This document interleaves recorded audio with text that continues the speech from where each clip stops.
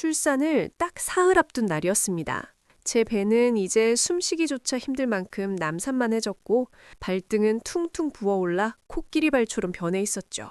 저는 거실 바닥에 앉아 헉헉대며 병원 가방을 싸고 있었습니다. 만삭의 몸으로 허리를 굽혀 가이드북을 체크하는 게 얼마나 고역인지 겪어보지 않은 사람은 모를 거예요. 아이고, 허리야. 수건 5장 챙겼고 수유 패드랑 내 속옷은 어디 갔지?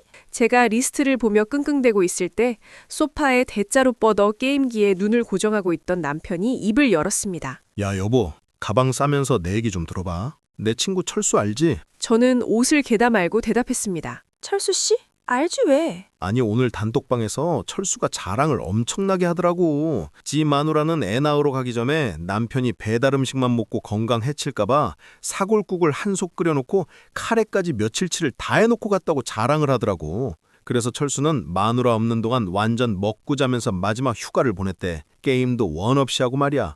진짜 대단하지 않냐? 저는 제 귀를 의심했습니다. 지금 제가 뭘 하고 있는지 뻔히 보면서 할 소리인가요? 지금 뭐라고 했어? 내가 지금 애 낳으러 가는 거지 어디 유럽 여행이라도 가는 줄 알아? 왜 또 예민하게 굴어. 그냥 그렇다는 거지. 아니, 사실 틀린 말은 아니잖아. 자기도 나 사랑한다며. 나 밥 굽는 거 걱정 안 돼? 나 주방일 하나도 모르는 거 알면서 솔직히 사골까지는 안 바라고 카레 정도는 한솥 해놓고 갈 수 있잖아. 그게 그렇게 어려워? 이봐요, 이정수 씨. 지금 내 배를 봐. 나 지금 걷는 것도 힘들어. 그런데 그 무거운 냄비를 들고 요리를 하라고? 그리고 뭐? 휴가? 내가 목숨 걸고 아이 낳으러 가는데 당신은 집에서 게임하며 휴가를 즐기겠다고? 남편은 게임패드를 떼깍거리며 코웃음을 쳤습니다. 야, 요즘 애 낳는 게 무슨 목숨을 걸어? 다 무통주사 맞고 편하게 낳더만. 그리고 조리원 가면 밥 다 해줘, 빨래 다 해줘, 마사지까지 받아. 솔직히 거기가 천국이지. 나는 혼자 집 지키면서 외롭게 있어야 하는데 나한테 미안해서라도 밥은 해놔야 하는 거 아니야? 기가 막혀 헛웃음이 터져나왔습니다. 무통주사? 편하게 나? 당신 지금 제정신으로 하는 소리야?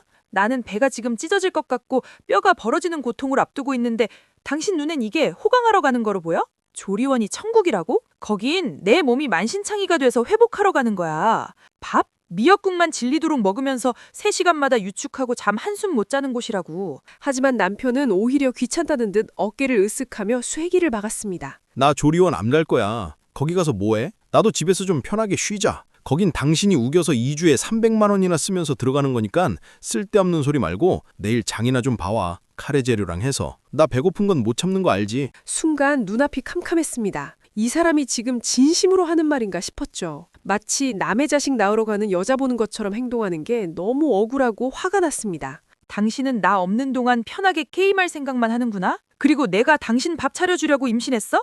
나 지금 숨 쉬는 것도 힘들어서 가방 싸는데 1시간씩 걸려. 그런데 나보고 마트 가서 그 무거운 장바구니를 들고 오라고? 아니, 요즘 장 보는 거 배달도 다 되잖아. 손가락만 까딱하면 집 앞까지 오는데 뭐가 힘들다고 그래. 그리고 철수 마누라는 자기가 알아서 다 했다니까. 사랑하면 그 정도 정성은 보여야지. 나도 당신 응원하느라 얼마나 스트레스 받는데. 내 스트레스는 생각 안 해줘? 남편의 뻔뻔한 태도에 입이 떨어지지 않았습니다.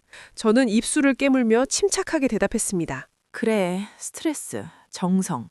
당신이 말하는 그 정성이 뭔지 내가 조만간 똑똑히 보여줄게. 당신이 그렇게 입에 침이 마르도록 칭찬한 철수 씨네는 대체 어떤 정성을 서로 주고받았는지 내가 하나하나 다 파헤쳐서 당신 눈앞에 들이밀어 줄 테니까 기대해.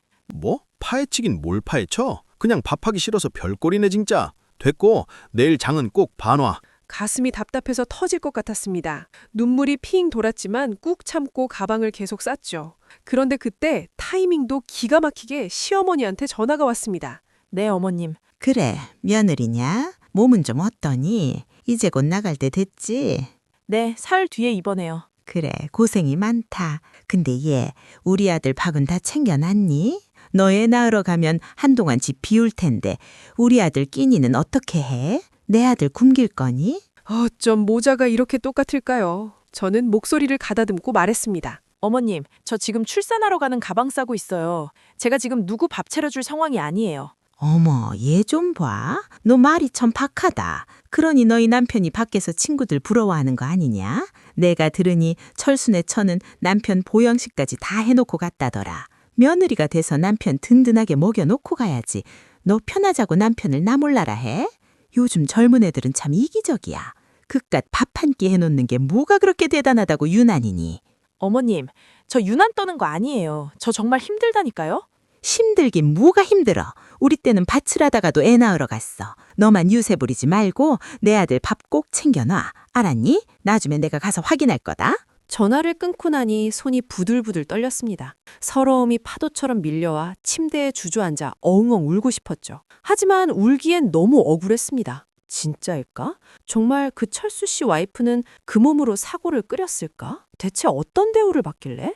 의구심이 들자 참을 수 없었습니다. 저는 바로 휴대폰을 들고 찾기 시작했죠. 건너 아는 사람을 통해 철수 씨 와이프의 SNS 계정을 알아냈습니다. 그녀의 피배에는 예쁜 아기 사진과 함께 평화로운 일상이 가득했습니다. 저는 조심스럽게 DM을 보냈습니다. 안녕하세요. 저 남편분 친구 이정수 아내 되는 사람입니다. 신뢰를 무릅쓰고 연락드려요. 남편한테 듣기로는 출산 전에 사골이랑 카레를 다 해먹고 가졌다는데 혹시 정말 그러셨는지 비결이 뭔지 여쭤봐도 될까요?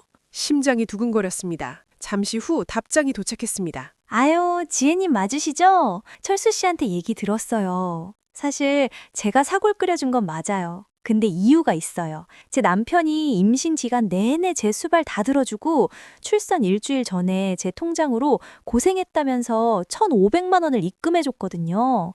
제 눈을 의심했습니다. 1,500?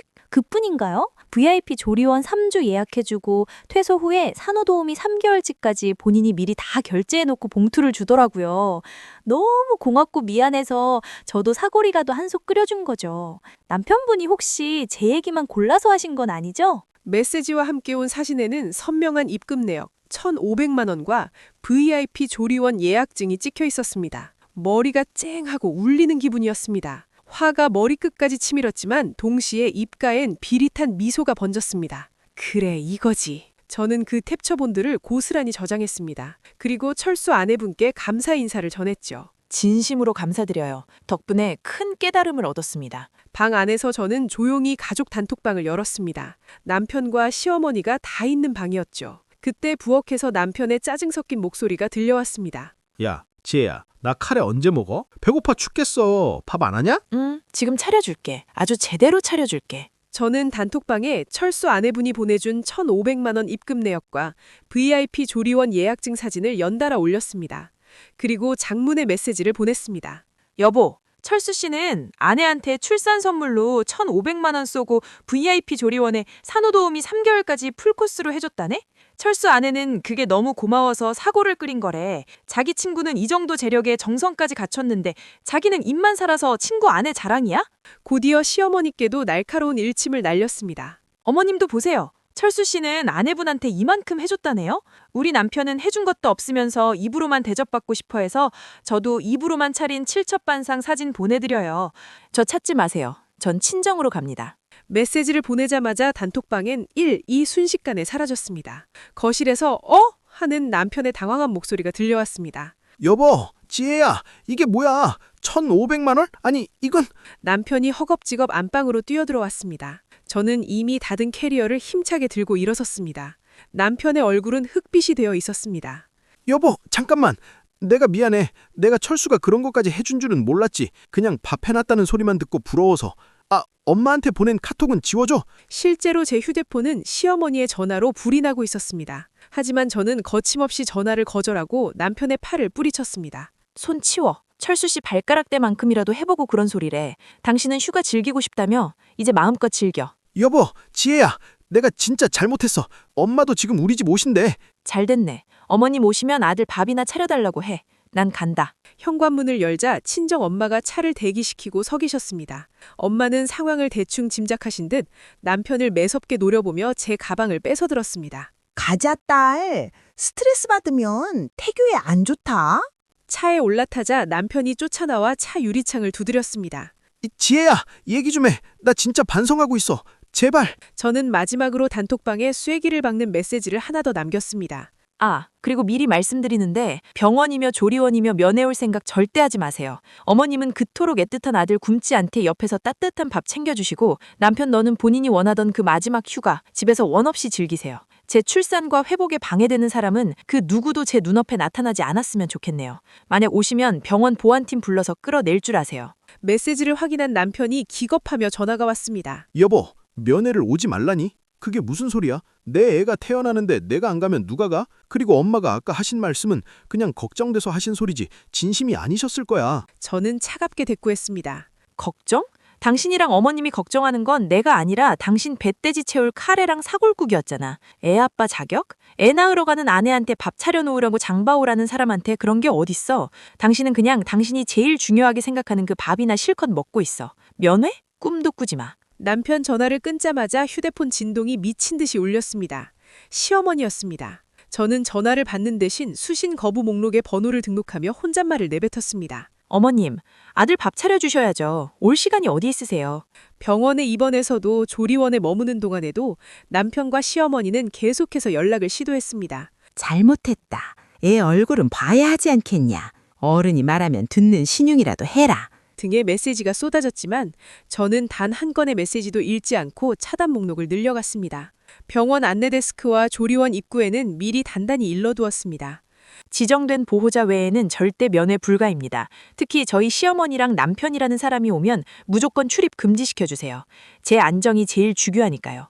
실제로 조리원 문 앞까지 찾아온 시어머니가 며느리 나와라. 내 손주 얼굴 좀 보자. 며 소란을 피웠다는 소식을 조리원 원장님을 통해 전해들었습니다. 하지만 저는 눈 하나 깜짝하지 않고 마사지를 받으며 대답했습니다. 원장님, 법대로 하셔도 돼요. 전 지금 너무 행복하고 편안하거든요. 아이를 품에 안고 창밖을 보며 저는 다짐했습니다. 다시는 나를 밥 짓는 기계나 대리 출산인 취급하는 사람들에게 휘둘리지 않겠다고 말이죠.